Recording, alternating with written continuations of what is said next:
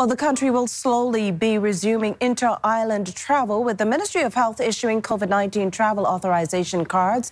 Once residents would have registered, seen a doctor, and gotten the clear to travel. Residents are required to contact the Ministry of Health by email to initiate the approval process that Deputy Chief Medical Officer Dr. Delon Brennan explains. COVID-19 at bahamas.gov.bs and COVID-19 travel at bahamas.gov.bs. Once their intention to travel is indicated, then they will complete a registration form.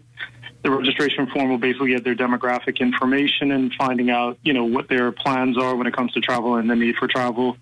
Then they will be referred to a healthcare provider, either in the public sector or private sector of their choosing, of course, but we'll give them a list of where they can go. That healthcare provider will then do a risk assessment. So it's an exercise where a number of questions are asked to figure out what their risk is of COVID-19, and they'll also complete a physical exam to see are they exhibiting any symptoms that would be suggestive of COVID-19.